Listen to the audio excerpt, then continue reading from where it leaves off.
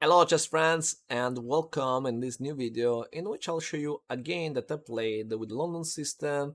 So in this video we will learn how to attack with the London and new ideas that you can use in your games if you play the London yourself. Let's go to see the game. In this game, it's a game that I played in an international tournament against a 2000 player from Poland. And in this game, I played d4 clearly because it's the London system, and he played knight f6, bishop f4, e6, e3, d5, and knight f3. Usually, when black plays e6 and the bishop is blocked inside, I think the attack on the king side is very strong for white. So by the beginning, my idea is to make an attack there and develop my pieces to do that in the next feature. That's why I played c3 to just consolidate my pawn structure first, and knight c6, and after that, knight e2. Okay, now there is the first question. The bishop on f4 is under attack, and I played bishop g3 because in case black will take my bishop, I can take with the h-pawn and open the h-file would be useful for me to attack on the king side in the future. So that's why I played bishop g3, play castle, bishop d3, b6. This is probably one of the main line of the London system. This game is very, very common, and this position was played many, many times before. I also played this game last year in another tournament, and I played e4 in this position. Okay, using this game is last year I played e4. In the game that I played last year, my opponent took on e4. That is considered a bit not very good. Maybe I will make a video about that in the next future, about that game, to show you how to play in this case. Maybe very quickly you can take the pawn, and the main idea is that after bishop b7 you take on c5, and the queen on a4, that is the key move, can help you east attack on the queen side, but sometimes can also help you on the king side because the queen on a4 would be very flexible, and also because you can very quickly join with the rook in the game, and this is the main idea about that. But in the next future, I promise you that I will make a video about that. So I think it can be also quite interesting. B6, I played e4. My opponent played bishop e7. That is the best move here. It's considered one of the best idea because the logic is that he allowed me to play e5, but after e5, knight h5, and have this knight on h5 is a bit annoying for me because it's blocking my pawn, and my bishop is always blocked, right? So I can't move a bishop, for example. So that's a good idea for black. Here, the main move for white is to play knight g5, okay, with the idea to remove this annoying knight to h5. It's a line very, very complex. Maybe one day I will play again like in this line. Oh yeah, I played it in online games, but I never played in tournaments. So, but this time I've decided to play h4 to play a sideline. It's considered worse than knight g5, but sometimes makes sense to play also sidelines to don't give at your opponent the information about your moves, because maybe they don't expect that you play this move and they are less prepared. I think this happened in this game because he played g6. That is a mistake. Here it's necessary for him to take my bishop immediately, because the point is that after he takes and I take with the pawn, I have the two pawns doubled on the g file, and it's very difficult for me to open the g or the h file, also considering that on the g file I have two pawns doubled, and this will delay my attack. That's why knight takes g3 was a very important move for him. In the game he played g6. Maybe his thinking was that he could wait because I can't play bishop h2 because my pawn h4 is under attack. So maybe this was his thinking, but probably he missed that I can play bishop h2 because this position is a dynamical position, and very often when you have this kind of game, you can give a pawn to open a line that can help you to attack the enemy king.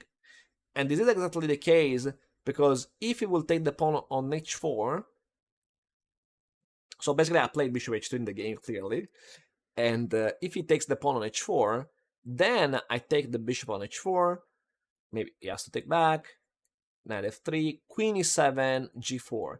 So all the line is forced, so all the moves are forced, and he has to play knight g7, and now I go queen d2.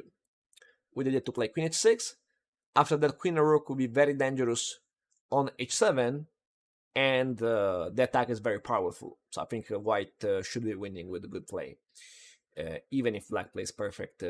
To avoid the checkmate, black should sacrifice something. So that's why we can consider this position winning for white. So he didn't take the pawn. He didn't take the pawn because he understood this poison pawn, and he played f5. Makes sense because it's blocking the position, is trying to block the position, and it's logical for the defender. And now I need to open, so I took the pawn en passant. He took back with the bishop, and then I played g4. Knight g7, and here h5. Okay, I want to destroy the enemy structure, and here, usually when you try to open like this, so when you try to open with h5, a classical answer is for him to play g5. And this was my idea, because if g5, my plan was to play queen c2, attacking h7, so maybe he has to play h6, bishop h7, king h8, and queen g6. And now the queen can take h6, so the king is in big trouble, and white is probably winning. So this was my idea in the game. That after h5, g5 is not available, so he played gh5. Probably the only try for him should be to counterplan the center. It's a classical principle. When someone is attacking you on the side, you should counterplan the center, and probably the enemy, the only way for black to play was c4, bishop c2, e5. Trying to do something like that. Maybe the pawn on g4 is now under attack. Yeah, he's giving me this pawn, but I mean, it should make something like that to really defend. That is very, very complex. It's not easy at all. But he played a bit more conservative, like he took the pawn, but taking this pawn is wrong because again I have queen c2, and again my attack on h7 is very powerful. He took on g4, and now I took on h7. Yeah, because he doesn't have a way to defend h7, so he decided to give me the pawn, and now he's trying to escape with the king. The last option is to escape. So king f7, I played queen g6, king e7, knight e5, my knight was under attack, he took, and I took with the pawn. Maybe I can also take with the bishop, but I don't know, my idea is that I would like to keep more pieces if I can, because I know the enemy king is bad, so that's why I took with the pawn. Knight f5, and now I need to improve my pieces, so I played bishop f4, that is threatening to play bishop g5, and he played king d7 to remove the king from the threat. Queen g4. That's important, because when you attack, it's not always attack. It's like a mix. You play attacking moves, then you play calm moves. Queen g4 seems like a calm move in which you take simply a pawn. It's important because now the material is even, but the enemy king is very bad. And also, I opened this potential move, bishop takes f5, that maybe one day can be useful. So it's a small improvement. I don't need to rush. Knight e7, castle queenside to bring the rook in the same file of the king and the queen. Now I play the rook f7, and here knight e4. I exploit the pin to improve my knight, and now my knight can go to d6 or maybe to f6. King c7, And now 96. Finally, my knight is joining in the enemy territory. It cannot take because there is the fork after that. So and my knight is attacking the rook, so I played rook f8.